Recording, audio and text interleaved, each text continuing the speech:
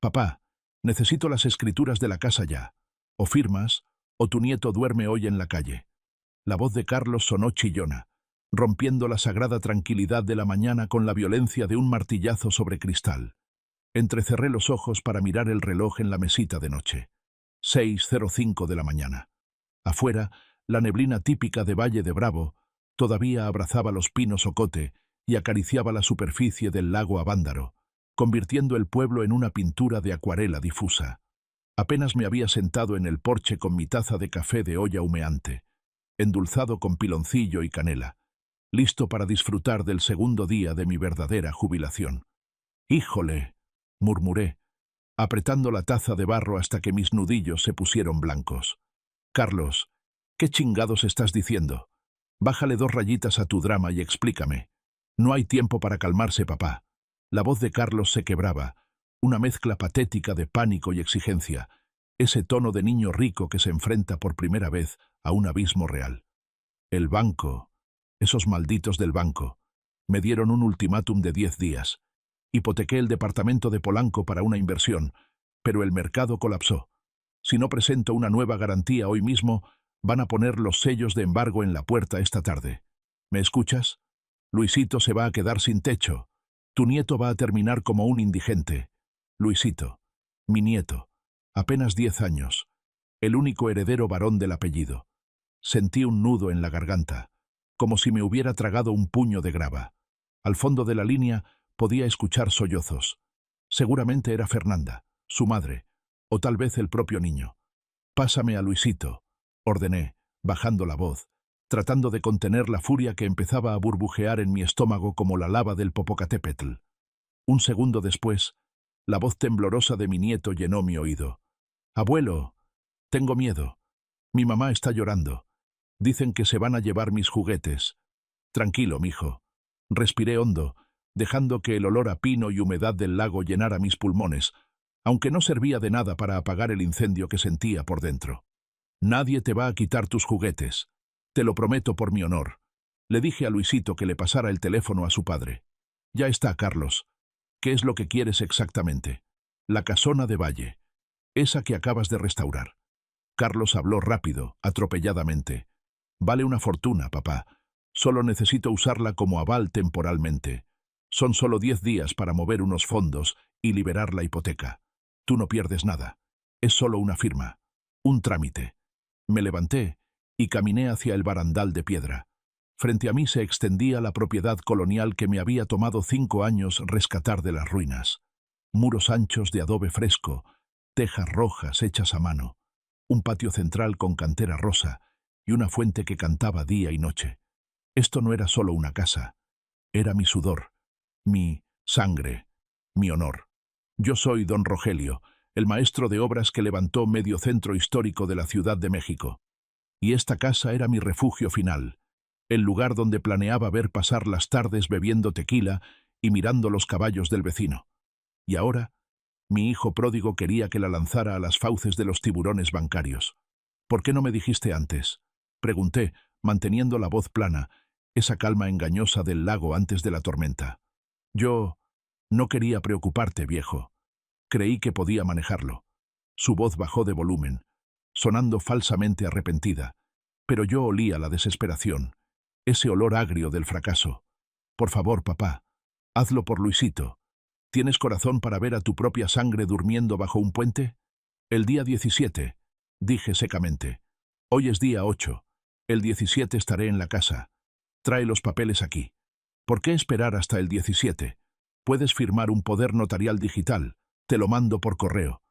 «¡Ni madres!», grité, y mi voz retumbó en las vigas de madera del techo. «Yo no firmo nada por internet. Yo soy a la antigua. Si quieres que esta casa salve tu pellejo, mueves tu trasero y vienes hasta acá con tu mujer y el notario. Necesito leer cada letra, y necesito mirarte a los ojos cuando firme». Hubo un silencio al otro lado, y luego Carlos respondió, con un alivio tan palpable que casi me dio asco. Está bien, papá. El 17 estamos allá. Gracias, papá. Eres mi salvador. Te quiero. Gracias, viejito». Colgó. Me quedé mirando mi teléfono, un aparato moderno que pesaba ahora como un ladrillo de concreto. El sol empezaba a despuntar tras la sierra, tiñendo de oro las paredes encaladas. Debería ser el momento más pacífico del día. En cambio, sentí que acababa de aparecer una grieta estructural en los cimientos de mi vida. Y con 40 años en la construcción, yo sabía una cosa. Cuando aparece una grieta, si no encuentras la raíz del problema, todo el edificio se viene abajo. Antes de continuar, suscríbete al canal y cuéntanos desde dónde nos escuchas en los comentarios de abajo. Dejé el café ya frío y bajé al patio trasero, donde tengo mi pequeño taller de carpintería. El olor a aserrín de roble y barniz siempre me ha ayudado a pensar mejor que cualquier terapia. Tomé un cepillo de madera y lo deslicé sobre una tabla. Miré mis manos.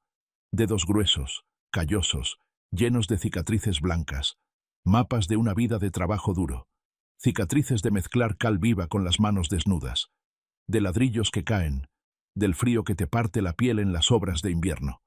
La gente me llama Don Rogelio, el maestro. Pero hace 40 años yo solo era Rogelio, un pinche albañil muerto de hambre que llegó de Oaxaca a la capital con una mano adelante y otra atrás. Comí tortas de frijoles durante 3 años seguidos para ahorrar cada centavo. Dormí en las obras, sobre sacos de cemento, cuidando que no se robaran el material, con la espalda destrozada. ¿Para qué? Para que Carlos nunca tuviera que tocar una pala. Para que nadie lo mirara por encima del hombro por tener cal en las uñas. Y lo logré. Tal vez demasiado bien. Carlos creció como un mi rey, un principito. Las escuelas privadas más caras de la Ciudad de México. Ropa de marca. Un BMW a los 18 años. Nunca supo lo que es que el cemento te queme la piel. Nunca supo lo que es el hambre real esperando la raya, el pago, del sábado. Las cifras empezaron a bailar en mi cabeza como una auditoría dolorosa. $120,000 para su carrera en el TEC de Monterrey. Se cambió de carrera 3 veces y tardó 6 años en graduarse porque estaba muy ocupado en la fiesta. $40,000 para su boda con Fernanda en una hacienda de lujo en Cuernavaca. Ella quería orquídeas importadas y yo, como un idiota, saqué la chequera. $30,000 para el enganche del departamento en Polanco. Juró que me pagaría en 2 años. Han pasado 7 y no he visto ni un peso. Pinche chamaco, murmuré, presionando el cepillo con fuerza contra la madera, sacando virutas gruesas. La forma en que me habló. O firmas, o tu nieto duerme hoy en la calle. Eso no fue una súplica. Fue un chantaje. Fue ponerme una pistola en la cabeza usando a mi nieto como bala. Y luego estaba Fernanda. Mi teléfono vibró. Un mensaje de mi querida nuera. Suegrito querido, perdón por la llamada tan temprano. Estamos desesperados. Gracias por tu corazón tan grande. Eres el pilar de esta familia. Luisito te manda 1000 besos. Leí el mensaje y solté una risa seca, sin humor. Normalmente Fernanda, que presume de su apellido compuesto y su piel blanca como si fuera realeza española, no me dirige la palabra más de lo necesario. Le da asco verme comer tacos con la mano en los puestos de la calle. Dice que mi casa en Valle está en medio de la nada. Ella prefiere París, Nueva York o desayunar mimosas en la Roma Norte. Esa dulzura repentina apestaba. Olía a falsedad, más fuerte que su perfume Chanel. ¿Embargo bancario? ¿Mercado colapsado? Yo no soy financiero, pero conozco cómo funcionan los bancos en México. El proceso de embargo aquí es más lento que una tortuga coja. Pasan meses, años de notificaciones y juicios. Nadie te echa a la calle en una tarde por una llamada. La ley protege al inquilino hasta el absurdo. A menos que el acreedor no sea un banco. Solté el cepillo de madera. Un escalofrío me recorrió la espalda. Prestamistas, agiotistas, o peor, gente mala. Si Carlos le debe dinero a esa gente, entonces sí, la vida de Luisito corre peligro. Ellos no mandan notificaciones judiciales, mandan tipos en moto, pero mi instinto de maestro de obras me decía que algo no cuadraba en la estructura de esta historia. Había grietas en su mentira. ¿Por qué esta casa? ¿Por qué tanta prisa por las escrituras y no por dinero en efectivo? Muy bien, le dije al silencio de mi taller.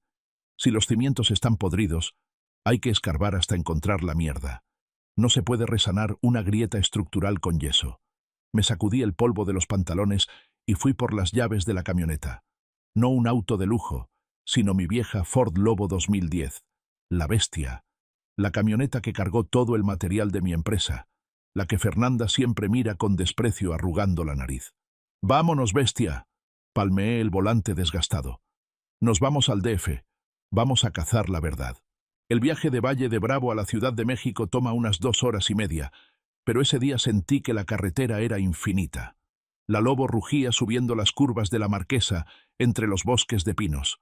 La niebla se disipaba, revelando el monstruo de asfalto que es la capital. Mi mente rebobinaba los eventos recientes como una película vieja.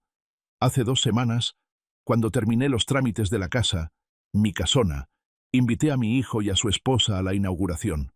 Recuerdo cómo Carlos paseaba por la propiedad, con los ojos brillantes al ver las vigas de madera originales del siglo XIX que rescaté, los pisos de Talavera poblana y esa vista impagable al lago. «Esto vale una lana, papá», dijo, acariciando el barandal. No era admiración, era cálculo.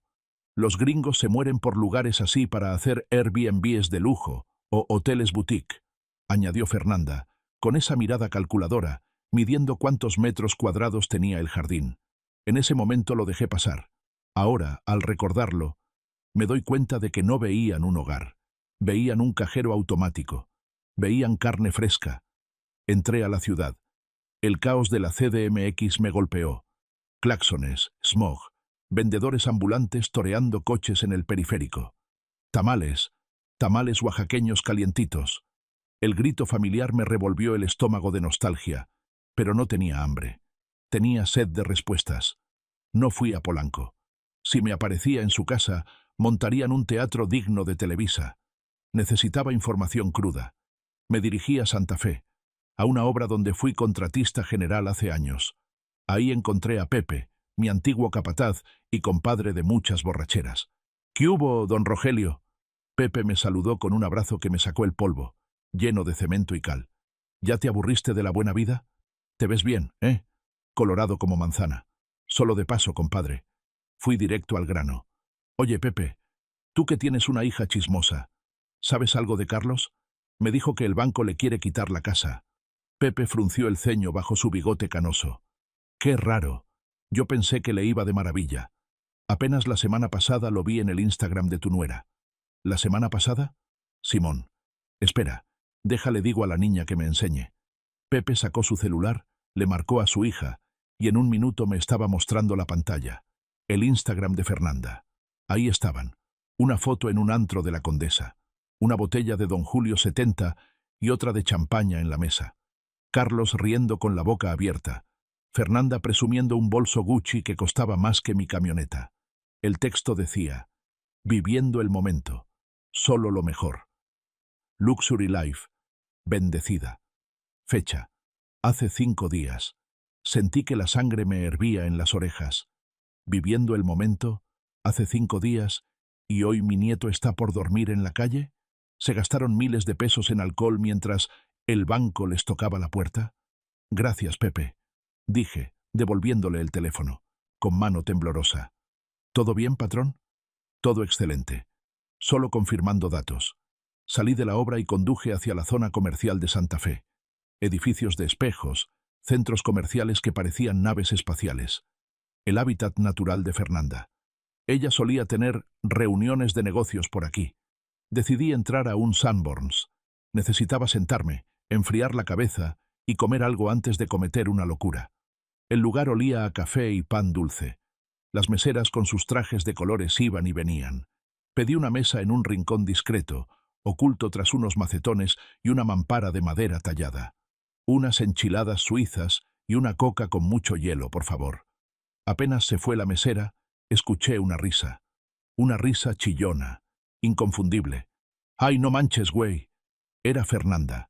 Mi corazón se detuvo un segundo. Me asomé discretamente por la ranura de la mampara. Ahí estaba, sentada con una amiga, probablemente Rachel. Llevaba gafas de sol enormes, aunque estábamos adentro. Iba a levantarme, iba a confrontarla. Pero lo que dijo a continuación me clavó a la silla. El viejo Rogelio se lo tragó todito. Fernanda se reía, golpeando la mesa con su mano llena de anillos. «Debiste escuchar a Carlos», puso voz de mártir. El viejo casi se infarta pensando en su precioso nieto durmiendo en la banqueta. Es tan fácil de manipular. Me quedé inmóvil, pegado a la pared del gabinete. Apreté la mandíbula tan fuerte que temí romperme una muela. La amiga preguntó, bajando la voz. «Oye, pero ¿es neta lo del embargo? Yo pensé que a Carlos le iba bien en la agencia. ¿Y tu bolsa nueva? Por favor, güey». Fernanda resopló, agitando la mano con desdén. «Eso del banco es puro cuento. En este país para que te quiten una casa pasan años. El problema es que Carlos, ese pendejo, volvió a las andadas». ¿Otra vez? Sí, pero esta vez no fue el fútbol. Fue póker en línea. Y le debe lana a unos tipos pesados de Tepito. No sé, como $85,000. Casi 2 millones de pesos, güey. Sentí como si me hubieran dado un puñetazo en el hígado. $85,000. Una vida de trabajo quemada en apuestas virtuales. «Madre mía, ¿y por qué no venden el depa de Polanco?», preguntó la amiga. «¿Estás loca?». Fernanda siseó. «¿Y dónde voy a vivir? ¿Qué van a decir mis amigas del club? No, ni madres. Tengo que mantener las apariencias. El objetivo es la casona de Valle de Bravo del Viejo. Esa es la mina de oro. Pero es el sueño de su retiro. La acaba de terminar. Ay, da igual». El tono de Fernanda destilaba un veneno puro, un desprecio absoluto. Ese viejo tacaño lleva toda la vida viviendo como pobre. Aunque tenga dinero, sigue siendo un albañil con suerte. El olor a cemento no se le quita ni con baño de rosas. ¿Para qué quiere una mansión? Que se vaya a un asilo o a un departamentito de interés social en Iztapalapa. Él no sabe apreciar el lujo. Solo sabe comer tortas y ahorrar. ¿Y cuál es el plan? Fácil. Él firma el aval, creyendo que es para el banco. Pero en realidad, ya tenemos apalabrado el trato con un gringo, un tal Mr. Smith, que quiere la casa para hacer un hotel boutique. Tenemos un notario amigo, que va a pasar la firma como una venta directa disfrazada. En cuanto el viejo firme, la casa es del gringo. Para cuando Rogelio se dé cuenta, nosotros ya habremos pagado la deuda y estaremos en París. ¡Qué perra, qué planazo! La amiga soltó una carcajada. ¿Y sobra dinero? Obvio. Esa casa vale como $500,000. Nos sobra para vivir como reyes un buen rato. Me lo merezco, güey. Aguantar a ese suegro naco es un trabajo de tiempo completo. Me da vergüenza que me vean con él cuando llega en esa camioneta horrorosa. ¡Salud por París! Chocaron sus copas de mimosas. Mis enchiladas llegaron, humeantes, con el queso gratinado perfecto. Pero yo solo veía rojo. Viejo tacaño. Olor a cemento. Naco. Vergüenza. Cada palabra era una puñalada. No me dolía el dinero. Me dolía el desprecio. Me dolía saber que para ellos, mis 40 años de partirme el lomo bajo el sol, no valían nada, salvo para financiar sus vicios. Me dolía que usaran el amor que le tengo a Luisito como un arma para robarme. Quise levantarme. Quise voltearles la mesa, gritarles que yo construí los cimientos sobre los que ellas posaban sus tacones caros. Quise ir a buscar a Carlos y romperle la cara como hombre. Pero no. Respiré. Inhalé el olor a salsa verde y exhalé mi furia. Soy don Rogelio. Soy un maestro. Y un maestro no destruye a lo loco. Un maestro planea. Si hay que demoler, se hace con precisión quirúrgica. Una demolición controlada. Que caiga el edificio, pero que no dañe las estructuras vecinas. Que no dañe a Luisito. Saqué mi cartera. Dejé un billete de 500 pesos en la mesa. Ni toqué la comida. Me ajusté mi sombrero. Me alisé la camisa de cuadros. Y salí de Sanborns por la puerta trasera, silencioso como una sombra. Ellas seguían riendo, planeando sus outfits para París, sin saber que acababan de despertar al diablo. Subí a mi Ford Lobo. Mis manos temblaban, no de miedo, sino de una adrenalina fría y oscura. Miré los edificios de Santa Fe. Todo cristal, todo fachada, como mi hijo, brillante por fuera, vacío por dentro. Saqué mi teléfono. No llamé a Carlos. No le iba a dar la oportunidad de mentirme otra vez. Marqué el número del licenciado Martínez, mi viejo abogado, un tiburón que se sabe todos los trucos sucios del libro. «Bueno», contestó Martínez con su voz aguardentosa. «Martínez, soy Rogelio». «Don Rogelio, milagro. ¿Cómo está la vida en el campo?» «Se acabó el campo. Estoy en la ciudad. Y necesito que me hagas un trabajo. Urgente. Para hoy.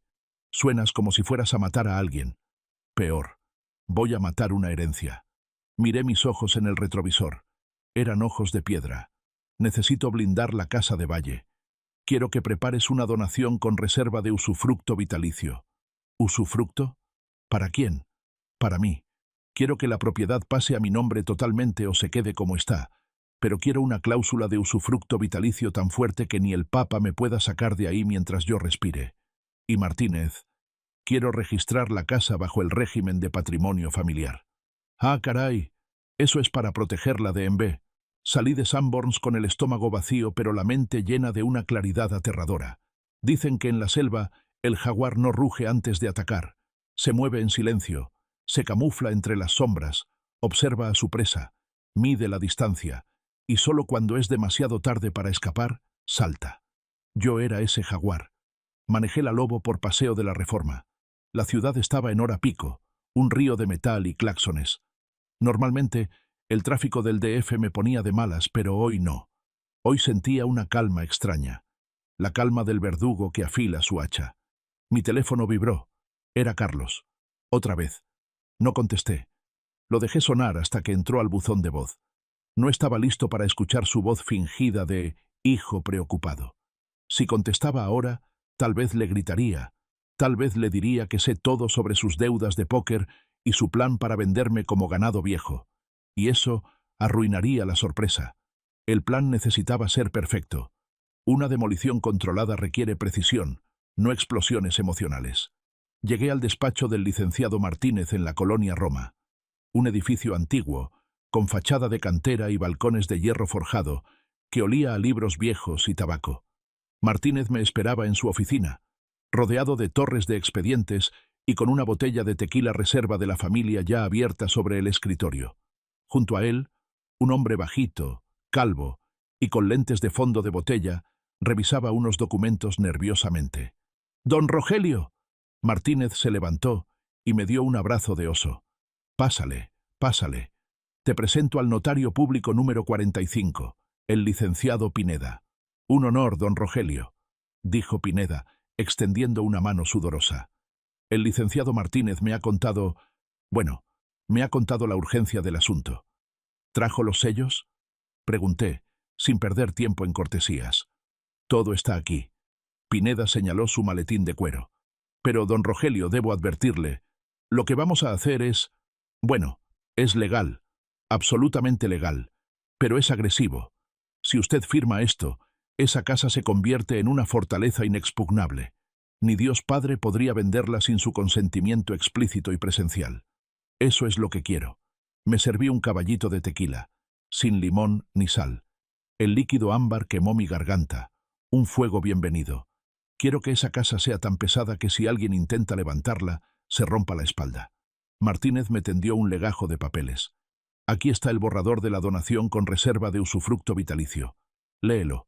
Básicamente dice que la nuda propiedad, el título, puede estar a nombre de quien sea, incluso tuyo. Pero el uso y disfrute es tuyo hasta que te mueras. Y hay una cláusula de reversión. Si intentan venderla, la propiedad regresa automáticamente a tu control total. Perfecto. Asentí. ¿Y lo del patrimonio familiar? Aquí. Martínez señaló otro documento. Constitución de Patrimonio de Familia. Esto blinda la casa contra embargos mercantiles o civiles. Si Carlos debe dinero a prestamistas, bancos o al mismo diablo, nadie puede tocar el techo donde vive la familia, o sea, tú. ¿Y el golpe de gracia?, pregunté, mirando a Pineda.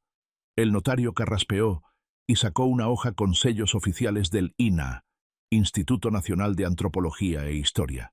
Esto es una solicitud de declaratoria provisional de monumento artístico. Su casa, don Rogelio, tiene elementos arquitectónicos del siglo XIX que usted restauró. Con esta solicitud ingresada y sellada con fecha de ayer, un pequeño favor administrativo, cualquier intento de remodelación, demolición o cambio de uso de suelo, como para un hotel, queda congelado por años hasta que el INAH decida. Nadie en su sano juicio compraría una propiedad con este gravamen. Sonreí. Una sonrisa torcida y fría. ¿Dónde firmó? Pasamos las siguientes 2 horas firmando, sellando y bebiendo tequila. Cada firma era un clavo en el ataúd de la codicia de mi hijo. Cada sello notarial Era un ladrillo en el muro que me separaría de su traición. Cuando terminamos, ya era de noche. Martínez me acompañó a la puerta. «Rogelio», me dijo, poniéndose serio por primera vez, «eres mi amigo y mi mejor cliente. He visto familias destrozarse por menos dinero que esto. ¿Estás seguro de que quieres llegar hasta el final? Podrías simplemente decirles que no, y ya». Miré las luces de la ciudad, pensando en Luisito, en Fernanda riéndose de mi olor a cemento, en Carlos apostando mi vida en una mesa de póker. «No, Martínez». Me puse el sombrero. «Si solo les digo que no, buscarán otra forma de robarme. O peor, esperarán a que me muera. Necesitan una lección que les duela en el único lugar donde sienten algo, en la cartera. Eres un cabrón, Rogelio». Martínez sonrió con tristeza.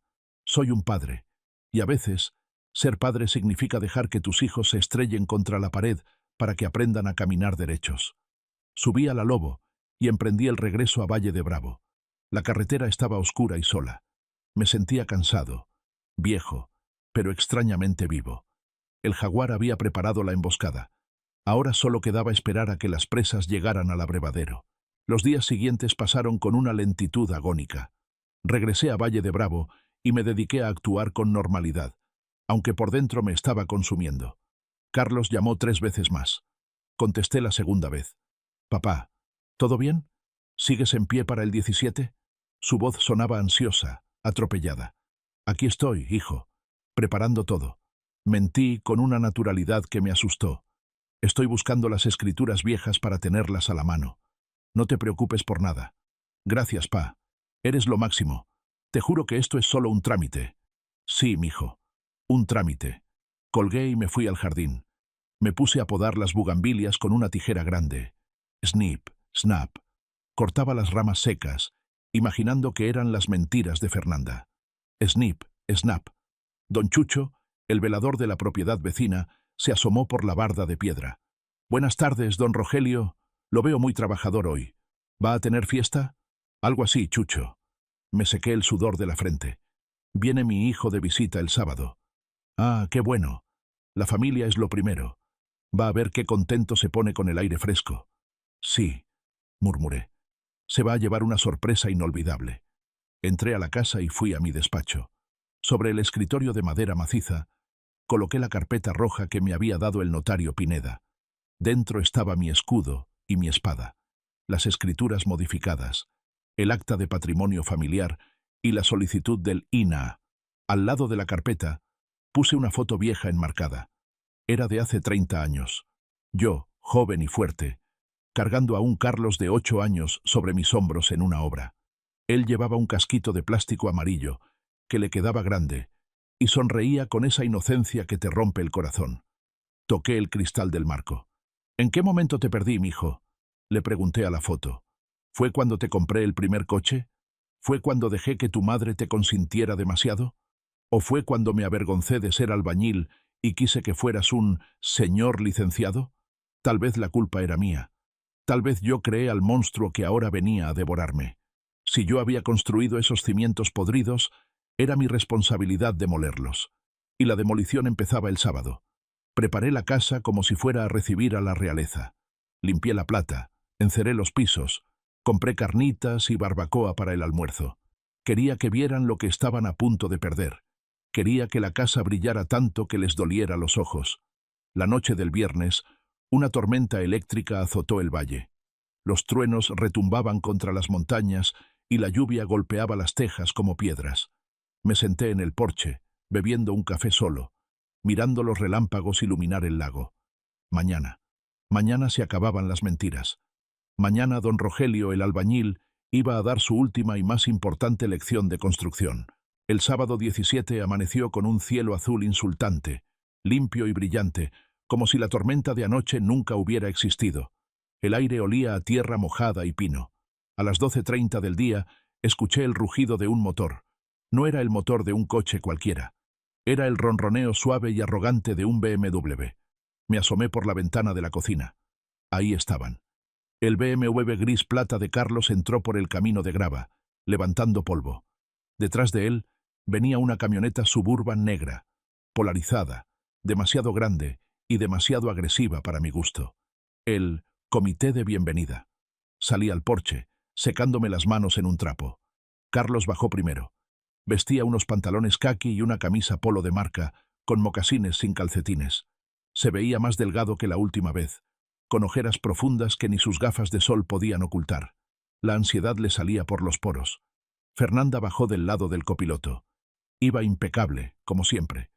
Jeans ajustados, blusa blanca de lino, sombrero panamá y esas gafas enormes que probablemente costaban más que la comida de un mes de mis trabajadores.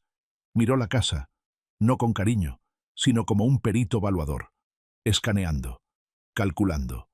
De la Suburban bajaron dos hombres. Uno era el chofer guardaespaldas. El otro, un tipo de unos 40 años, traje azul brillante, reloj dorado que brillaba al sol, y una sonrisa de tiburón que mostraba demasiados dientes blanqueados. Llevaba un maletín de cuero bajo el brazo. El famoso notario amigo, o el coyote inmobiliario.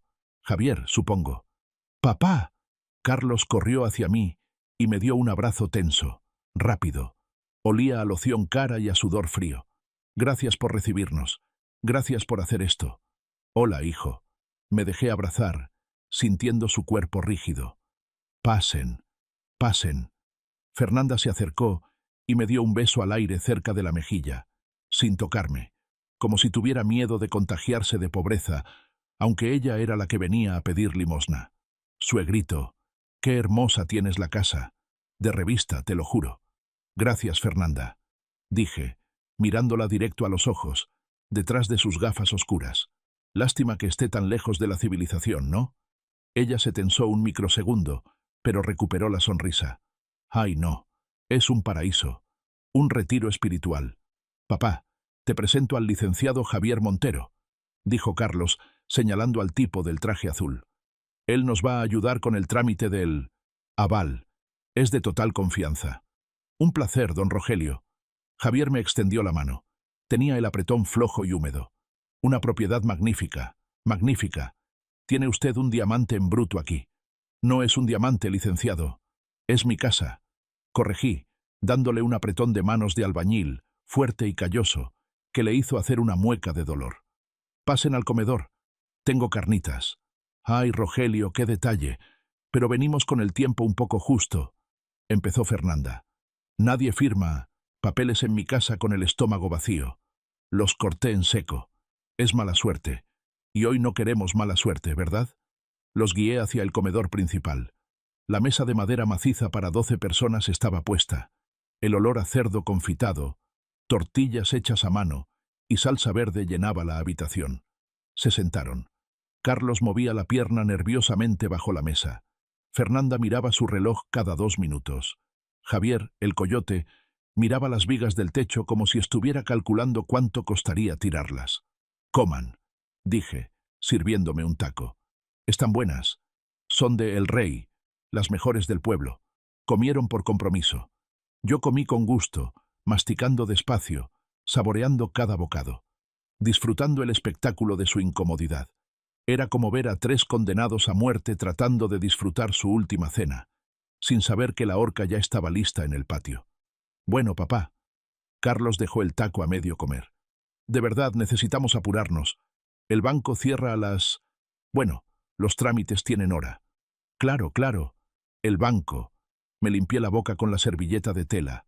Despacio, muy despacio. No queremos que Luisito duerma en la calle, ¿verdad? Exacto. Carlos tragó saliva. Bien. Me levanté. Vamos al asunto. Caminé hacia el trinchador y tomé la carpeta roja. La puse sobre la mesa con un golpe seco.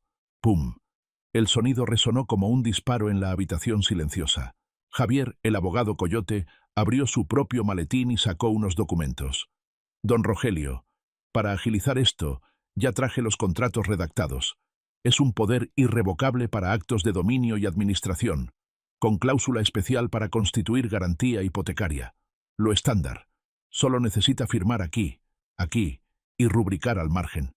Fernanda se inclinó hacia adelante, sus ojos brillando con codicia apenas disimulada. Carlos contuvo la respiración. Tomé los papeles de Javier. Fingí leerlos. Poder irrevocable para actos de dominio.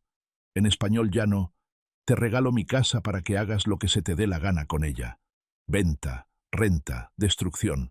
Se ve muy completo, dije pasando las hojas. Lo es, lo es. Javier sonrió, sacando una pluma Montblanc dorada. Es para proteger su patrimonio, claro. Claro. Proteger. Solté una risa corta. Es curioso que mencione esa palabra, licenciado, porque yo también he estado pensando mucho en cómo proteger mi patrimonio esta semana. Carlos frunció el ceño. ¿A qué te refieres, pa? Firma y ya, por favor. Paciencia, hijo. Las cosas bien hechas toman tiempo. Dejé los papeles de Javier a un lado, como si fueran servilletas sucias, y abrí mi carpeta roja. Antes de firmar su aval, necesito que ustedes firmen de enterados sobre unos pequeños detalles técnicos de la casa. ¿Qué detalles? La voz de Fernanda se agudizó. Saqué el primer documento. La donación con reserva de usufructo vitalicio. Verán, el martes pasado tuve una epifanía. Pensé, Rogelio, ya estás viejo. Uno nunca sabe cuándo cuelga los tenis. Así que decidí arreglar mis papeles. Deslicé el documento hacia Javier. Esta es una escritura registrada ante el notario Pineda, con fecha del martes. Declara que yo, Rogelio, soy el usufructuario vitalicio de esta propiedad. Javier tomó el papel. Su sonrisa de tiburón vaciló. ¿Usufructo vitalicio? Don Rogelio, eso complica un poco la constitución de la garantía. ¿Ah, sí? Me hice el inocente. ¿Por qué? Significa que yo vivo aquí hasta que me muera. Nadie me puede sacar. Ni un banco, ni un comprador, ni un hotelero. Fernanda palideció. ¿Qué hotelero? ¿De qué hablas? Ignoré su pregunta y saqué el segundo documento. La declaratoria de patrimonio familiar. ¿Y esto? Esto es una belleza. Protege la casa de embargos. Si Carlos debe dinero, o si yo debo dinero, la casa es intocable. Es un santuario. Así que, hijo, miré a Carlos. Si el banco te quiere embargar, diles que vengan por esta casa. La ley se va a reír en su cara. Tu garantía es perfecta, porque nadie te la puede quitar. Javier empezó a sudar. Se aflojó el nudo de la corbata. Señor, con el patrimonio familiar constituido, el banco no aceptará la propiedad como colateral. No tiene valor comercial líquido, no se puede ejecutar. Exacto. Golpeé la mesa, haciendo saltar los cubiertos. Ese es el punto. Carlos se puso de pie temblando. Papá, ¿qué hiciste? Necesito que la casa sea vendible. Digo, ejecutable. Si no, no me prestan el dinero. ¿Vendible? Me levanté lentamente, apoyando mis manos callosas sobre la mesa, inclinándome hacia ellos como una torre a punto de caer. Creí que dijiste que era solo un trámite temporal. ¿Para qué necesitas que sea vendible si solo es un aval por 10 días? El silencio que siguió fue espeso, pesado. Se podía cortar con un cuchillo. A menos... Bajé la voz a un susurro peligroso. A menos que la intención nunca fuera usarla de aval. A menos que la intención fuera venderla. Fernanda se puso roja de ira. ¡Claro que no! ¿Cómo te atreves a insinuar eso? Estamos desesperados y tú sales con tus leguleyadas de viejo paranoico. ¿Paranoico? Saqué el tercer documento. La solicitud del INAH. Quizás, pero un paranoico informado es un paranoico vivo. Ah, y por cierto, licenciado Javier, dígale a su cliente, ese tal Mr. Smith, o el gringo que sea, que si quiere hacer un hotel boutique aquí, va a tener que esperar a que el INAH apruebe la remodelación, y con este trámite ingresado, eso va a tardar unos 10 o 15 años. Javier soltó los papeles como si quemaran. Miró a Fernanda, luego a Carlos, con pánico en los ojos. Me dijeron que la propiedad estaba limpia. Me dijeron que el viejo era flexible, murmuró Javier. Yo no puedo trabajar así. Esto es fraude. Si el comprador se entera de esto, me demandan a mí. Javier cerró su maletín de golpe. Yo me largo. No me voy a quemar por sus deudas de juego. Javier, espera, gritó Carlos. Siéntate. Mi grito fue tan fuerte que Carlos cayó de golpe en su silla. El coyote Javier salió casi corriendo hacia la Suburban. Escuchamos el motor arrancar y las llantas rechinar sobre la grava. Quedamos solo nosotros tres. La familia feliz. Fernanda respiraba agitadamente, su pecho subiendo y bajando. Carlos tenía la cabeza entre las manos.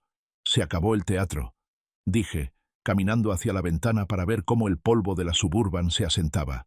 Ya no hay público. Ahora somos solo nosotros. Papá. Carlos levantó la cara. Tenía lágrimas en los ojos, pero no eran lágrimas de arrepentimiento, eran de miedo puro. Nos acabas de matar. Literalmente. Esos tipos no son un banco. Lo sé. Me volví hacia ellos. Son prestamistas, o narcos, o gente de Tepito, y les debes $85.000. Carlos se quedó helado. ¿Cómo? Sanborns de Santa Fe. Martes pasado. 1:30 de la tarde. Miré a Fernanda. Viejo tacaño. Olor a cemento. Naco. ¿Te suena? Fernanda abrió la boca, pero no salió ningún sonido. Su arrogancia se desinfló como un globo pinchado. Se hizo pequeña en su silla. Los escuché. Escuché todo. Escuché cómo se burlaban de mí. Escuché cómo planeaban vender mi casa, mi vida, para pagar sus vicios y irse a París. Mi voz temblaba, no de ira, sino de dolor. Escuché cómo usaban a Luisito, a mi nieto, como moneda de cambio. Me acerqué a Carlos. Él no podía mirarme a los ojos. Te di todo, Carlos. Educación, coches, casa. Te di una vida que yo nunca soñé tener. Y a cambio, me traes a un coyote para robarme. Me mientes en la cara. Me amenazas con la seguridad de tu hijo. Estaba desesperado, papá. Sollozó Carlos. El póker se me salió de las manos. Empecé ganando, luego perdí. Quise recuperarme. Es un pozo. No puedo salir. Y decidiste echarme a mí en el pozo para salir tú. Dije con tristeza. Eso no es de hombres, Carlos. Eso es de cobardes. ¿Y ahora qué? Fernanda habló. Su voz era un susurro roto. ¿Nos vas a dejar morir? Si no pagamos, van a ir por Carlos. Van a ir por nosotros. Miré a mi hijo, un hombre de 38 años, llorando como un niño, derrotado por sus propias decisiones. Una parte de mí quería sacar la chequera, firmar un cheque por $85.000 y acabar con esto. Podría hacerlo. Tengo los ahorros. Podría salvarlo una vez más. Pero recordé las palabras de Martínez. He visto familias destrozarse por menos dinero. Y recordé mi propia vida. Nadie me salvó cuando dormía en los sacos de cemento. Nadie me salvó cuando me caí del andamio. Me levanté solo. Si lo salvaba ahora, nunca aprendería. Si lo salvaba ahora, volvería a apostar mañana, sabiendo que papá siempre está ahí para limpiar su desorden. No, dije firmemente. No los voy a dejar morir, pero tampoco los voy a salvar. ¿Qué significa eso? Preguntó Carlos. Significa que esta casa es mía. Y se queda así. El dinero que debes es tu problema. Tienes 2 manos, tienes 2 pies, tienes salud. Trabaja. Vende el BMW. Vende tus relojes. Vende la ropa de marca. Múdate a un lugar barato. Eso no va a alcanzar, gritó Fernanda. Son $85.000. Entonces aprendan a negociar. O corran. O enfrenten las consecuencias. Caminé hacia la puerta y la abrí de par en par. El sol de la tarde entraba a raudales. Pero aquí, en esta casa, se acabó la caridad. Se acabó el papá banco. Papá, por favor. Carlos se agarró de mi brazo. Me van a matar. Me solté de su agarre con un movimiento brusco. Entonces más te vale correr rápido, hijo. Porque aquí ya no tienes refugio. Lárguense, los dos, y no vuelvan hasta que sean personas decentes. Eres un monstruo, gritó Fernanda, levantándose, con el rímel corrido por las mejillas. Ojalá te pudras en tu mansión de barro. Nunca vas a volver a ver a Luisito. Ese fue el golpe bajo final. Pero yo estaba preparado. Si intentan alejarme de mi nieto, dije, con una calma letal, usaré hasta el último centavo de mi fortuna para contratar a los mejores abogados de México y quitarles la custodia por negligencia y poner en riesgo a un menor con deudas de juego. ¿Me escuchaste, Fernanda? No me pongas a prueba. Hoy has visto lo que puedo hacer con unos papeles. Imagina lo que puedo hacer en un juzgado familiar. Fernanda retrocedió, aterrada. Sabía que no estaba bromeando. Salieron de la casa como almas que lleva el diablo. Carlos cabizbajo, Fernanda furiosa. Subieron al BMW. El motor rugió y salieron disparados por el camino de tierra, levantando una nube de polvo que brillaba en el atardecer. Me quedé en el porche, viendo cómo desaparecían. El silencio volvió a Valle de Bravo. Los pájaros empezaron a cantar de nuevo. El lago brillaba a lo lejos. Entré a la casa, me serví un tequila doble y me senté en mi sillón favorito. La casa estaba a salvo. Mi patrimonio estaba blindado. Pero mientras bebía el tequila, sentí una lágrima solitaria rodar por mi mejilla curtida. Había ganado la batalla. Sí, había protegido mi castillo, pero al hacerlo, había tenido que destruir a mi propia sangre. El jaguar había defendido su territorio, pero esa noche, el jaguar durmió solo, con el corazón roto. La mañana siguiente al día del juicio, amaneció gris en Valle de Bravo. Una neblina espesa bajaba de la sierra, cubriendo el lago como una mortaja. Me desperté con dolor de cabeza, aunque solo me había tomado 2 tequilas. No era resaca de alcohol, era cruda moral. La casa estaba en silencio, un silencio absoluto, pesado, que zumbaba en los oídos. Ya no había risas fingidas, ni el rugido de motores caros, ni el olor a perfume Chanel barato. Solo el olor a tierra mojada y mi propia soledad. Salí al porche con mi café. Don Chucho, el velador de al lado, ya estaba ahí, fumando un cigarro de hoja. «Buenos días, don Rogelio», me saludó, recargándose en la barda de piedra. «¿Se fueron temprano las visitas ayer?» Escuché un rechinido de llantas que, ¿pa' qué le cuento? Parecía que llevaban prisa. «Se les hizo tarde, Chucho», respondí, sorbiendo el café negro. «Tarde para todo». Chucho me miró con esa sabiduría de campo que no necesita muchas palabras. «¿Todo bien, patrón?» Se le ve la cara larga. «Todo en orden. Solo haciendo limpieza, Chucho. Sacando la basura». Entré a la casa y vi la mesa del comedor. Los platos de carnitas de ayer seguían ahí, fríos, con la grasa coagulada. La carpeta roja seguía en el centro, como un monumento a mi victoria pírrica. Me senté y miré mi teléfono. Tenía 3 llamadas perdidas de Fernanda. Ninguna de Carlos. El teléfono volvió a sonar. Era Pepe, mi antiguo capataz desde la Ciudad de México. «Bueno, don Rogelio. ¡No mames!». La voz de Pepe sonaba agitada. «¿Qué pasó ayer? El chisme está corriendo como pólvora en Santa Fe». «¿De qué hablas, Pepe?» «De su nuera, la Doña Fresa. Está poniendo verde a Carlos en todos los grupos de WhatsApp de la sociedad.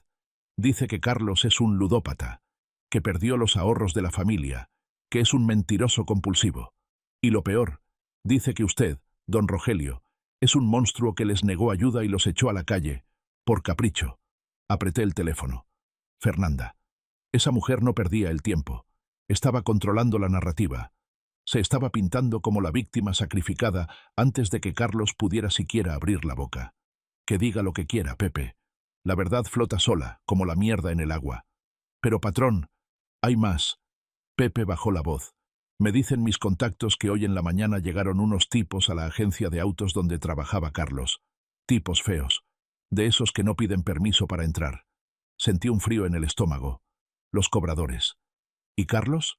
No estaba. Dicen que no se presentó a trabajar, pero los tipos armaron un escándalo. Gritaron que Carlos debe dinero y que si la agencia lo encubre, va a haber problemas. El gerente... Bueno, dicen que despidieron a Carlos ahí mismo, por dañar la imagen corporativa y traer problemas de delincuencia al negocio. Cerré los ojos. El primer dominó había caído. «Gracias. Pepe, manténme informado, pero no intervengas. Ojos y oídos nada más». «Entendido, patrón». Colgué. Me serví otro café, aunque me temblaba la mano. Carlos había perdido su trabajo. Su reputación estaba en el suelo, y su esposa lo estaba despellejando vivo en público. Me imaginé a Carlos, solo, escondido en algún lugar de esa monstruosa ciudad, mientras su mundo se derrumbaba ladrillo por ladrillo. Quise sentir lástima. Quise correr a buscarlo, pero miré la foto de Luisito en la repisa. No, me dije a mí mismo. Aguanta, Rogelio. Si vas ahora, solo pondrás un parche en una herida gangrenada. Tiene que tocar fondo. Tiene que doler. Pero, chingada madre, cómo dolía ser el verdugo de tu propio hijo.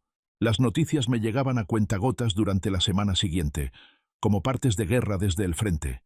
El lunes, Fernanda solicitó el divorcio. No fue un trámite discreto, fue un espectáculo.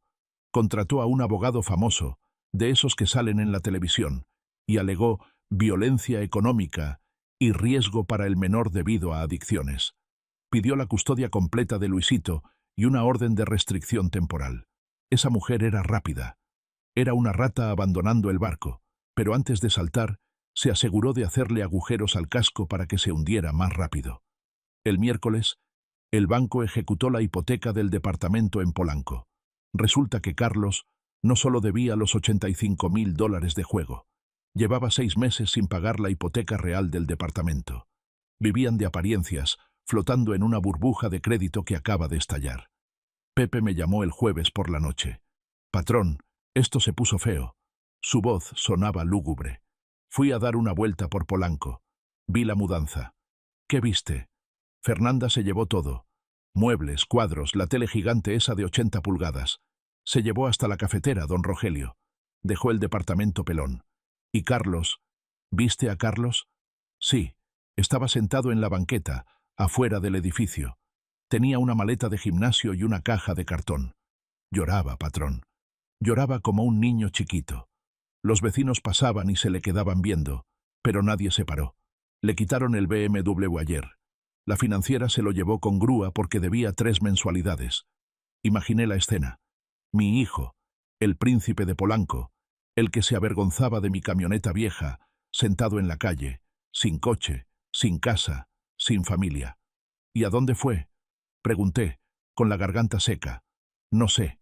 Se subió a un taxi de aplicación y se fue. Esa noche no pude dormir. Me paseé por la casona como un fantasma. Cada rincón de la casa me recordaba por qué había hecho esto, para proteger este legado. Pero, ¿de qué sirve un legado si no tienes a quién dejárselo? Luisito, mi nieto, ¿qué le estarían diciendo de mí? ¿Que su abuelo es el villano de la película? Me senté en el despacho y escribí una carta. No para Carlos, sino para mi abogado Martínez. Martínez, abre un fideicomiso educativo para Luisito. Ponle $50.000, blindado, que solo se pueda usar para colegiaturas y libros, que ni Fernanda ni Carlos puedan tocar un centavo para otra cosa. Hazlo anónimo si es posible, o a nombre de la Fundación El Patrón. Al menos podía asegurar el futuro del niño. Pero el presente de su padre, ese dependía solo de él. El viernes por la tarde, mi teléfono sonó. Número desconocido. Sabía quién era antes de contestar. «¿Bueno?» «Papá». La voz era irreconocible. Ronca, quebrada, arrastrada. Sonaba borracho o enfermo, o ambas cosas. «Carlos, me quitaron todo, papá». Sollozó. Fernanda se fue. Se llevó a Luisito. Me corrieron de la agencia. El banco se quedó con el depa. Estoy en un hotel de paso en la Doctores. Es un asco, papá. Hay cucarachas. La colonia Doctores. Un barrio bravo, peligroso de noche. Lejos, muy lejos de los lujos de Polanco. Son las consecuencias, hijo. Dije, manteniendo la voz firme, aunque por dentro me estaba desmoronando. ¿Consecuencias? Su tono cambió, de la lástima a la ira repentina. Tú hiciste esto. Tú podías haber firmado ese maldito papel. No te costaba nada. Eres un egoísta de mierda. Tienes millones enterrados en esa casa vieja y dejas que tu hijo se pudra en un hotel de mala muerte. Yo no aposté tu dinero en Internet, Carlos. Le recordé, frío como el hielo. Yo no mentí. Yo no traté de robarle a mi padre. Tú cavaste este hoyo. Deja de culpar a los demás por la pala que tú sostienes. «¡Necesito dinero, papá!», gritó, desesperado. «Los de Tepito me están buscando. Me mandaron mensajes. Dicen que si no pago los intereses para el lunes, me van a romper las piernas. Es en serio. Por favor, mándame algo. Aunque sea 50.000 pesos, 50.000 pesos. Para él, antes, eso era una botella de champaña. Ahora era su vida. No. ¿Qué? ¿Quieres que me maten? Quiero que dejes de pedir limosna y empieces a actuar como un hombre. Si te están buscando, escóndete. Si tienes hambre, trabaja. Pero no vas a ver un peso mío para pagar deudas de juego. Ni uno. «¡Te odio!», chilló. «Ojalá te mueras solo en esa casa maldita». «Tal vez lo haga», respondí suavemente. «Pero moriré con la conciencia tranquila y mis deudas pagadas. ¿Puedes decir lo mismo?». Colgué. Y luego apagué el teléfono. Me serví un tequila doble y me lo bebí de un trago, sintiendo cómo me quemaba el esófago. Las palabras de Carlos rebotaban en las paredes. «Te odio». «Que me odie. Está bien. Prefiero que me odie y esté vivo y aprendiendo, a que me ame y siga siendo un parásito inútil que terminará muerto o en la cárcel de todas formas. El amor de padre a veces sabe a hiel. El cuarto del hotel olía a humedad y a cigarro viejo. Las sábanas tenían manchas sospechosas que no quería examinar. Tiré el teléfono contra la pared. La pantalla se estrelló, pero no me importó. Ya no tenía a quién llamar. Mis amigos del club habían dejado de contestarme en cuanto se enteraron del escándalo. Fernanda me había bloqueado. Mi padre era una piedra. Miré mis manos. Todavía llevaban el reloj Tag Heuer. Era lo último de valor que me quedaba. Salí del hotel, con la capucha de la sudadera puesta. Tenía que vender el reloj. Necesitaba comer. Llevaba 2 días comiendo papitas y refresco. Fui al Monte de Piedad del centro. El valuador, un tipo con cara de aburrido, miró el reloj, lo pesó, lo miró con una lupa. «Te doy 15.000 pesos. Vale 60.000», protesté. «Tómalo o déjalo, güey. Está rayado». Lo tomé. 15.000 pesos. Sentí un alivio momentáneo al tener billetes en la mano. ¿Qué hice? ¿Compré comida? ¿Busqué un lugar mejor para dormir? No. El demonio en mi cabeza susurró. Con 15.000 puedes recuperarte. Solo necesitas una buena racha. Una mano de póker. Un par de apuestas deportivas.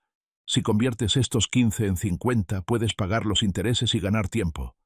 Fui a un casino electrónico de esos que hay en cada esquina. Me senté frente a la máquina. Las luces parpadeaban, prometiendo el paraíso. 3 horas después, salí a la calle. No tenía 15.000 pesos. No tenía reloj. Tenía 50 pesos en la bolsa. Lo suficiente para unos tacos y el metro. Me senté en la banqueta, bajo la lluvia que empezaba a caer. La Ciudad de México, esa bestia que antes yo creía dominar desde mi BMW, ahora me miraba desde arriba, amenazante, gigante. Lloré. No el llanto manipulador que usaba con mi padre. Lloré de verdad, de miedo, de hambre, de vergüenza. Me vi reflejado en el charco del asfalto. Ya no era Carlos Woods, el ejecutivo exitoso. Era un vagabundo con ropa de marca sucia. Me acordé de mi abuelo. No de mi padre, sino de mi abuelo, al que apenas conocí. Dicen que murió pobre pero digno. Me acordé de las historias de mi padre, de cómo dormía en sacos de cemento. «Ojalá te mueras solo», le había dicho a mi padre. Dios, qué imbécil soy. Mi estómago rugió. Un dolor agudo. Me gasté los últimos 50 pesos en 3 tacos de canasta y un Boeing de guayaba. Sabían a gloria. Y a derrota. Esa noche, dormí en una banca de la Alameda Central, abrazado a mi maleta, temblando de frío. Soñé con la casona de Valle de Bravo. Soñé con el olor a madera y a café de olla. Soñé que mi padre me abría la puerta. Pero en el sueño, cuando me acercaba, la puerta se convertía en un muro de ladrillos. Pasaron 3 semanas. 3 semanas de silencio. Contraté a un investigador privado. No para ayudar a Carlos, sino para saber si seguía vivo. El reporte llegó un martes por la mañana. Sujeto: Carlos Woods. Situación: indigencia parcial. Ubicación actual: obra en construcción en la colonia Iztacalco. Estatus: trabajando. ¿Trabajando? Leí el informe 2 veces. Carlos había conseguido trabajo. No de oficina. No de ventas. Se había presentado en una obra grande, un edificio de departamentos de interés social, y había pedido chamba. El reporte tenía fotos. Ahí estaba él, mi hijo. Llevaba unos pantalones de mezclilla sucios y una camiseta gris llena de manchas blancas. Llevaba un casco de plástico naranja barato.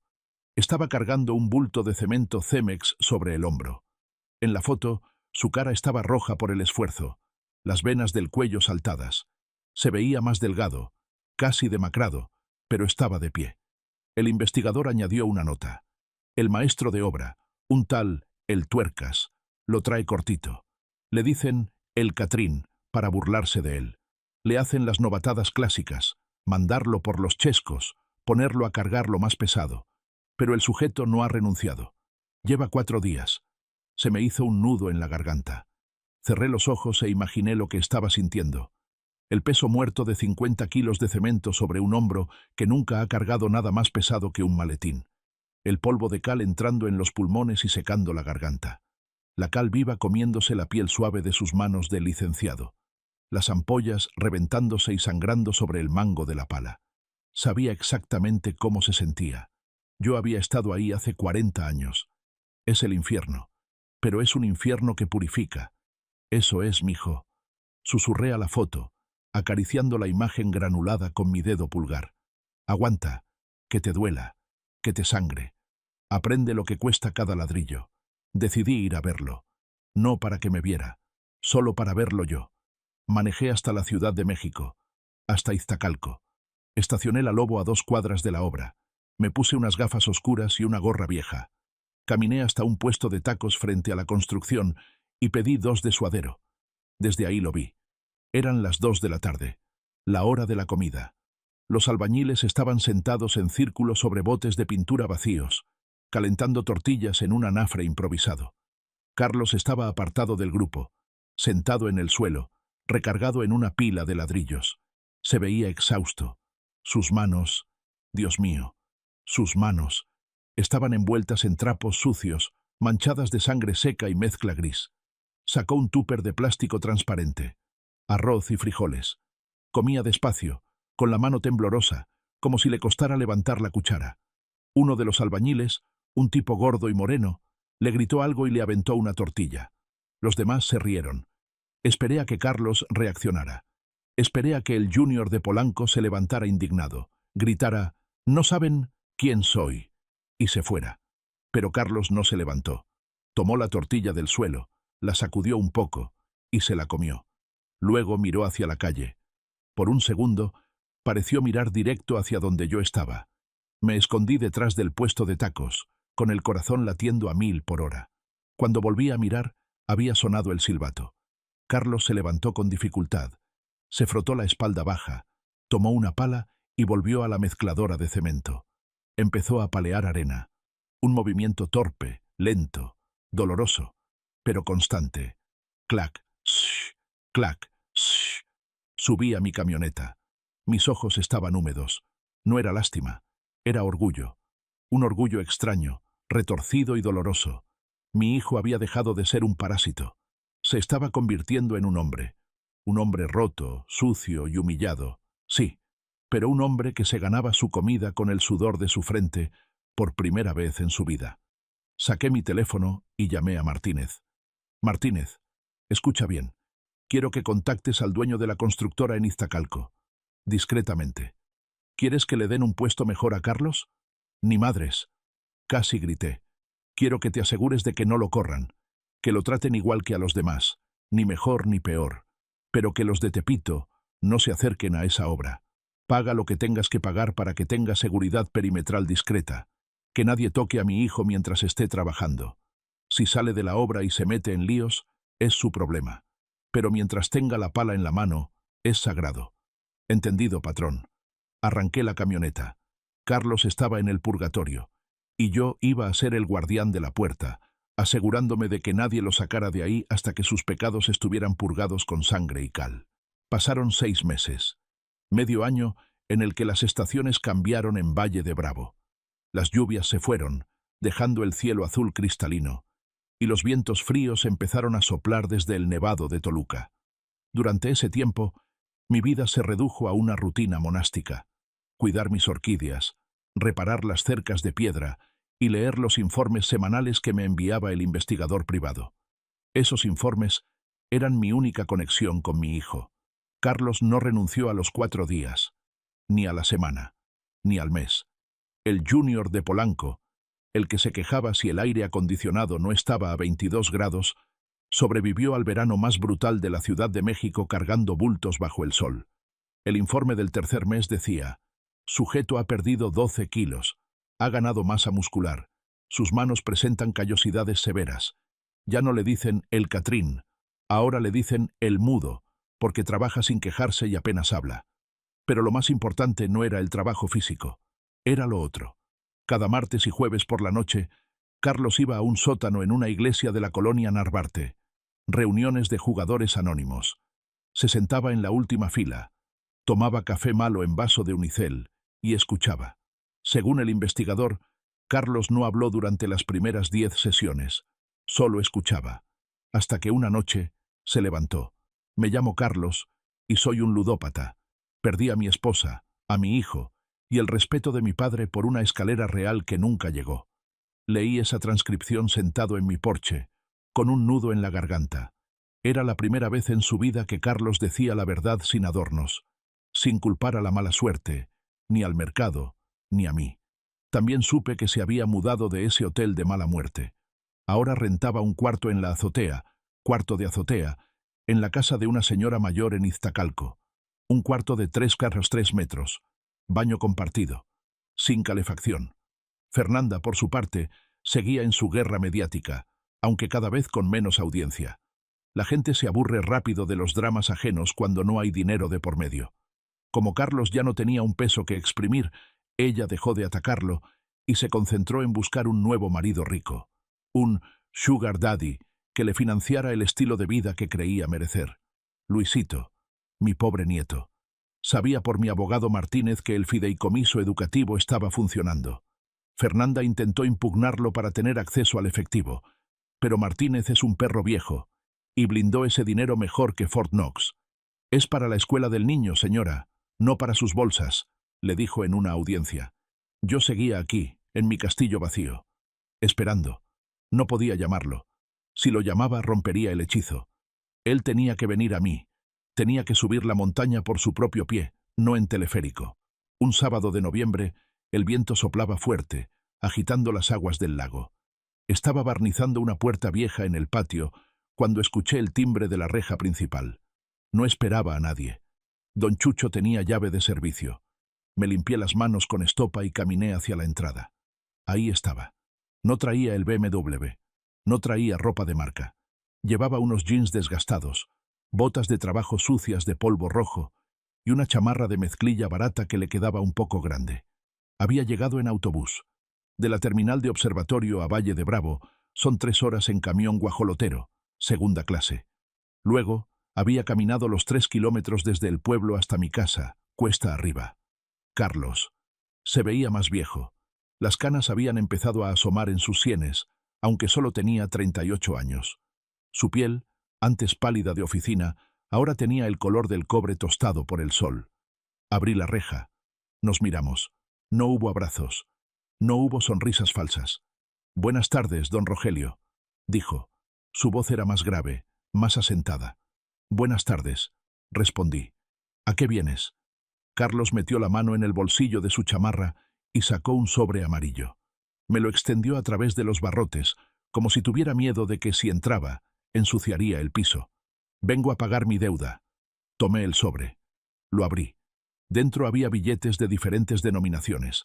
Algunos de 500, otros de 200, muchos de 50 y 20 pesos. Estaban arrugados, con ese olor inconfundible a dinero que ha pasado por muchas manos trabajadoras. Conté mentalmente. Eran 2.500 pesos. «Es el primer abono», dijo Carlos mirándome a los ojos. No bajó la mirada esta vez. «Sé que te debo $25.000 del préstamo de la casa de Polanco hace 7 años. Y sé que te debo mucho más que dinero. Pero esto es lo que pude juntar este mes después de pagar la renta y la pensión alimenticia de Luisito.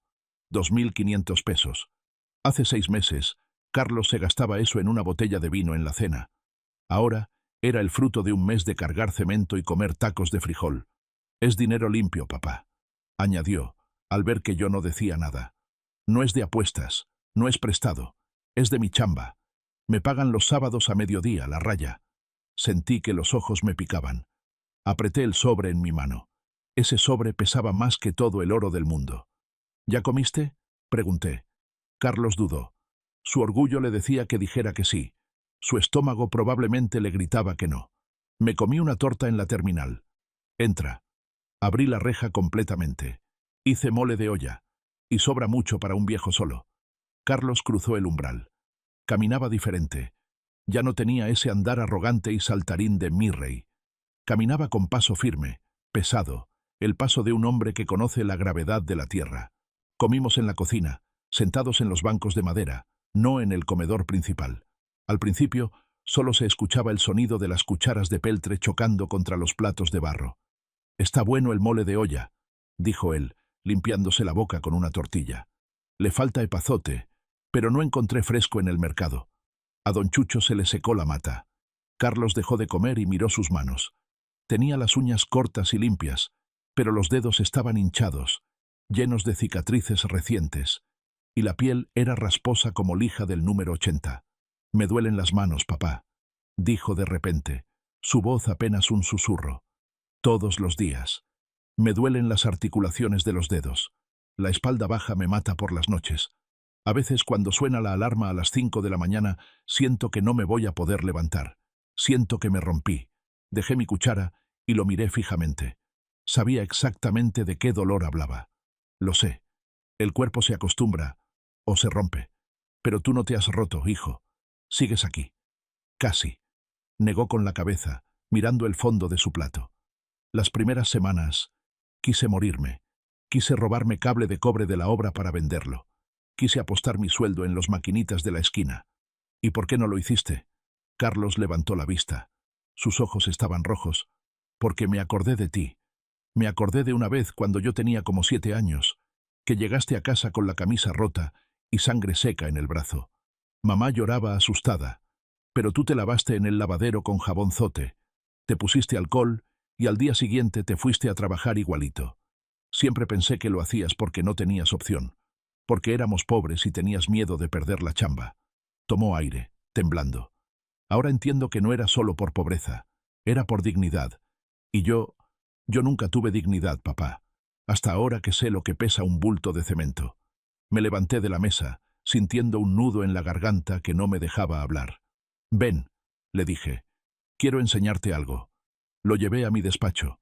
En el rincón, bajo una manta vieja, estaba mi viejo baúl de madera de cedro, ese que siempre mantenía cerrado con llave y que Fernanda llamaba «tu caja de porquerías viejas». Saqué la llave del bolsillo, la giré en la cerradura oxidada y levanté la tapa pesada.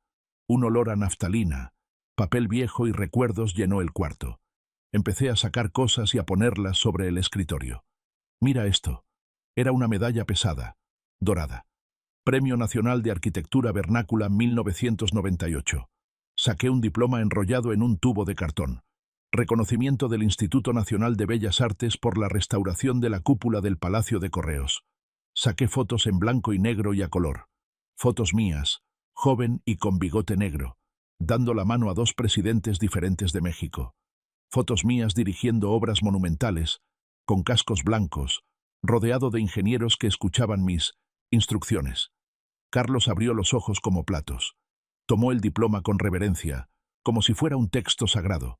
«Papá, yo sabía que eras contratista, que te iba bien, pero ¿Premio Nacional? ¿Restauraste el Palacio de Correos? ¿Por qué nunca me enseñaste esto? ¿Por qué los tienes escondidos en un baúl viejo?» «Porque tenía miedo», confesé, sentándome en el borde del escritorio. «Tenía miedo de intimidarte. Quería ser solo papá para ti, no el maestro Rogelio. Quería que me quisieras por quien soy, por el hombre que te hace el desayuno, no por mis medallas.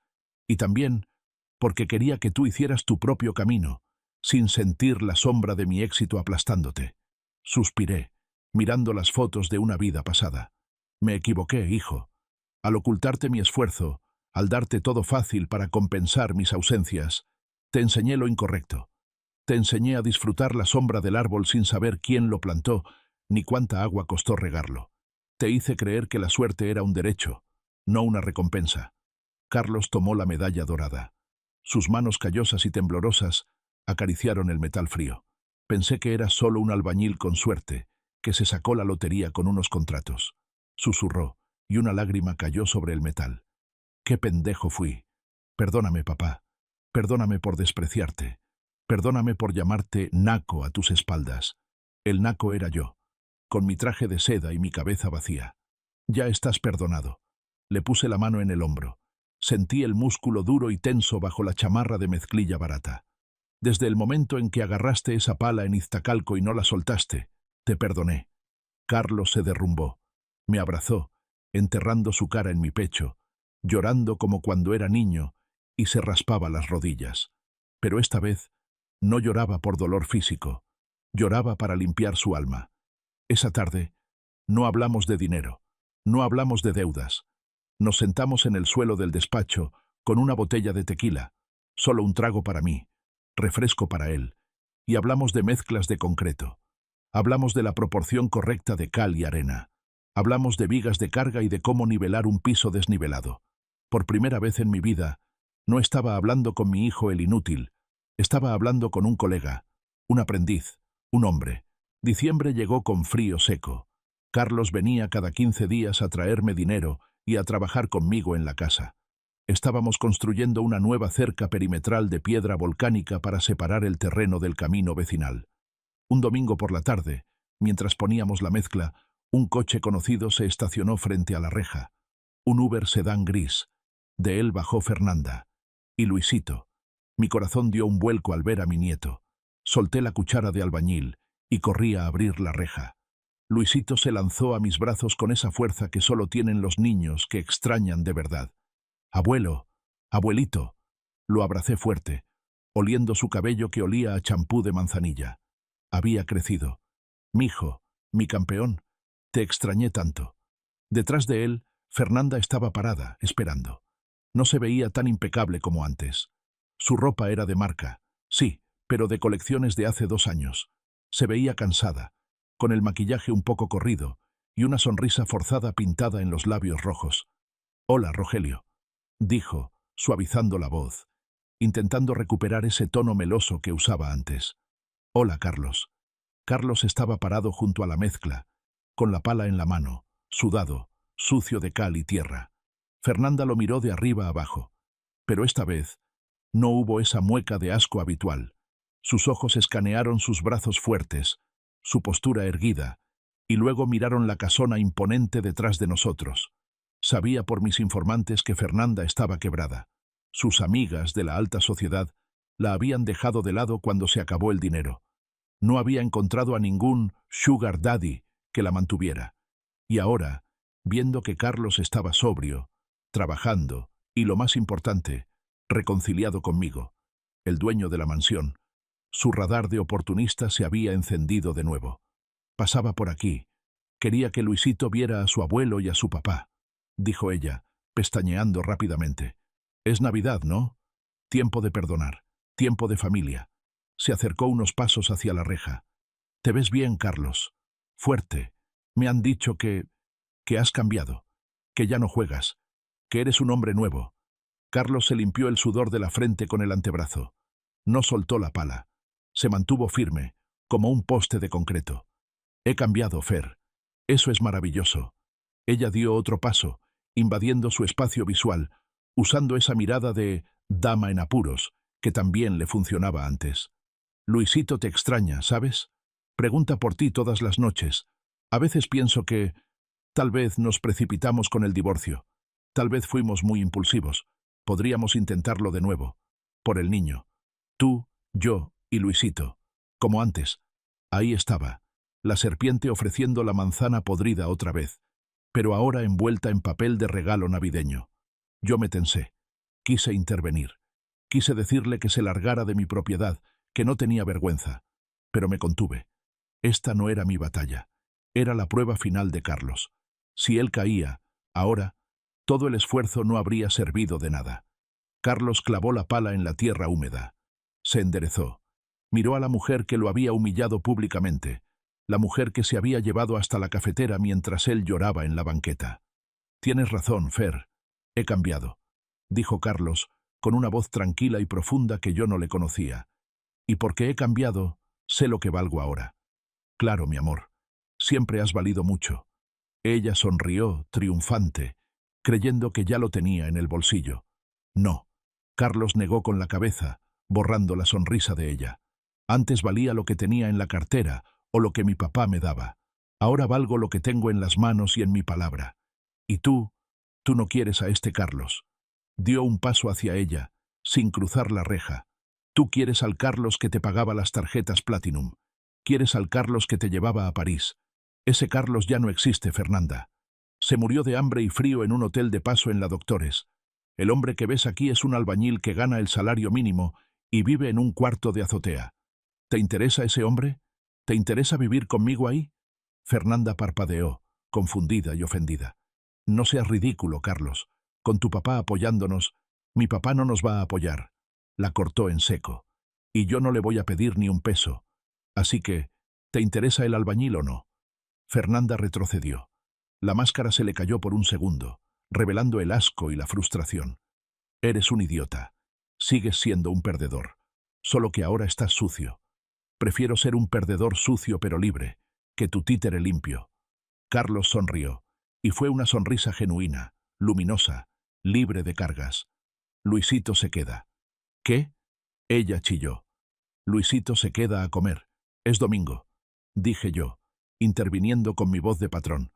Tú puedes irte si quieres, o puedes pasar por él a las 5, pero mi nieto se queda con su padre y su abuelo a comer barbacoa. Fernanda evaluó la situación. Sabía que había perdido. No tenía cartas para jugar. Paso a las 5 en punto, dijo secamente. Dio media vuelta, sus tacones hundiéndose en la tierra, y se subió al Uber azotando la puerta. Cuando el coche se alejó, Carlos soltó el aire que había estado conteniendo. Sus piernas temblaron un poco, y se tuvo que recargar en la cerca. Me acerqué y le di una palmada sólida en la espalda, dejando una marca de polvo blanco en su chamarra. Bien bajado ese balón, hijo. ¡Qué buena defensa! Carlos me miró, con los ojos brillantes y húmedos. Se sintió mejor que ganar cualquier mano de póker, papá. Se sintió real. Eso es el respeto a uno mismo, mijo. Sabe mejor que el tequila añejo. Y la cruda es de pura satisfacción. Luisito corrió hacia nosotros con una pelota de fútbol. Papá, abuelo, ¿jugamos? A jugar, gritó Carlos. Y por primera vez en años, lo vi correr sin que nada le pesara en la espalda. El sol se está poniendo sobre el lago Avándaro, tiñendo el agua de colores violeta y oro. Es la hora mágica en Valle de Bravo, cuando el viento se calma y las campanas de la iglesia repican a lo lejos. Estamos en el patio trasero de la casona. El olor a carbón de mezquite y carne asada llena el aire, mezclándose con el aroma de los pinos. Carlos está frente a la parrilla, volteando unos cortes de arrachera y chorizo con destreza. Ya no es albañil raso. Con mi recomendación discreta y su propio esfuerzo innegable, ahora es supervisor de obra en una constructora mediana en Toluca. Gana su propio dinero, paga su renta, y me sigue depositando religiosamente cada mes para pagar su deuda vieja. Sigue yendo a sus reuniones de jugadores anónimos cada semana. Dice que es su mantenimiento preventivo. Luisito, más alto y desgarbado, corre por el jardín lanzándole un frisbee a Cemento, el perro callejero color gris que adoptamos hace unos meses. Yo estoy sentado en mi mecedora de mimbre, con mi sombrero calado, una manta sobre las piernas y un vaso de agua de Jamaica en la mano. El doctor me prohibió el tequila. Cosas de la edad y la presión, dice, aunque a veces hago trampa. La casona sigue aquí, imponente y hermosa. Mis papeles legales siguen vigentes en la caja fuerte del notario. El usufructo vitalicio, el patrimonio familiar, la declaratoria de monumento artístico.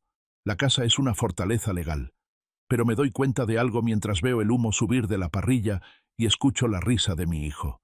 Yo quería proteger la casa para dejarles un legado. Pensaba, en mi arrogancia de viejo constructor, que el legado eran las paredes de adobe, los techos de viga, la tierra, el título de propiedad.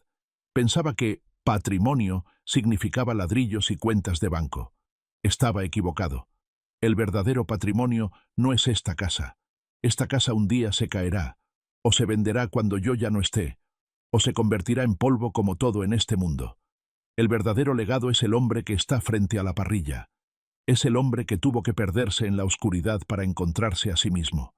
Es el hombre que aprendió que el honor no se hereda con un apellido, sino que se construye día a día, ladrillo a ladrillo, con manos sucias y conciencia limpia. Es el padre que ahora le enseña a su hijo a ser honesto, no con palabras vacías, sino con el ejemplo de su propia redención. Carlos me mira desde la parrilla, con la cara iluminada por el fuego y el atardecer. Levanta una cerveza helada en un brindis silencioso hacia mí. «¡Salud, patrón!», me grita sonriendo. Levanto mi vaso de Jamaica, sintiendo el pecho lleno de un calor que no tiene nada que ver con el clima. «¡Salud, maestro!», le respondo. Su sonrisa se ensancha. Le gusta que le diga así. Se lo ha ganado. Miro la cerca de piedra que reparamos juntos hace un año. Ahí está, firme, sólida. Tiene algunas piedras un poco chuecas donde Carlos aprendió a poner la mezcla al principio, y otras perfectas donde yo le enseñé la técnica final. Es una cerca imperfecta, con cicatrices, pero es nuestra, y aguantará cualquier tormenta que venga del lago. El patrón de Valle de Bravo puede descansar tranquilo. La obra más importante de mi vida está terminada. Los cimientos ya no tienen grietas. Y por primera vez en muchos años, cuando miro hacia el horizonte donde el sol se esconde tras las montañas, no tengo miedo del futuro. Solo veo paz. Si esta historia te ha cautivado, dale like al video, suscríbete al canal y comparte tus pensamientos en los comentarios. Para escuchar la siguiente historia, haz clic en el recuadro a la izquierda de la pantalla. Gracias por vernos.